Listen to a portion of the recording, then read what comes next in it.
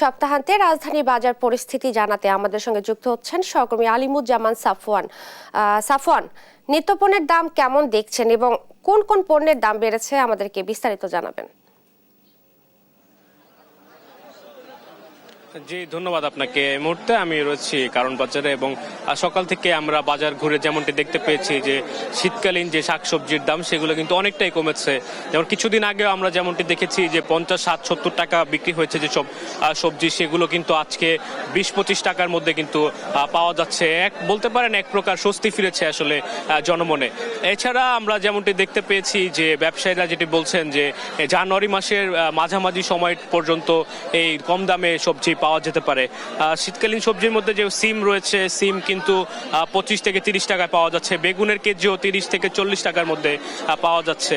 এছাড়া লাউ বড় সাইজের যে লাউ রয়েছে সেগুলো 50 টাকার মধ্যে পাওয়া যাচ্ছে। এছাড়া শালগম, বাঁধাকপি এগুলো পাওয়া যাচ্ছে 30 টাকা, 25 টাকা কেজিতে পাওয়া যাচ্ছে। সুতরাং বলতে পারেন যে এক প্রকার আসলে বর্তমানে স্বস্তি ফিরেছে যে নিত্যপণ্যের যে বাজার সেটিতে। কিন্তু এছাড়া আমরা বাজার ঘুরে যেমনটি দেখতে পেয়েছি যে মুরগির দাম কিন্তু বেড়েছে। সোনালী মুরগি কেজিতে 50 টাকা বেড়েছে, ব্রয়লার মুরগি বেড়েছে কেজিতে 20 টাকা। তবে এই মুহূর্তে একজন ব্যবসায়ীর সাথে শীতকালীন পণ্য নিয়ে কথা বলতে চাই। যে ভাই, আপনার বর্তমানে শীতকালীন পণ্যের দাম কিরকম রয়েছে? ইনশাল্লাহ সব মালের দামই মোটামুটি কমছে। ধরেন 1 কেজি মূল্য 20 থেকে 30 টাকা পাওয়া যায়, 1 কেজি শালগম 20 থেকে 30 টাকা পাওয়া যায়, মোটামুটি লাউ একটা 50-60 টাকা বড় লাউ পাওয়া যায়। এরকম সবই সবজির দাম মোটামুটি ইনশাল্লাহ দাম কম। বর্তমানে সব মালের ভরপুর সিজন, এখন দামও কম ইনশাল্লাহ। বাজারে পণ্যের চাহিদা কিরকম? চাহিদা এখন তো চাহিদা আছে, কিন্তু খানা এখন অনেক কম চলে। মালের আমদানি অনেক বেশি না, প্রতিদিনই মাল বাসি হয়, ঠিকা ব্যস্ত এই অবস্থা চলে।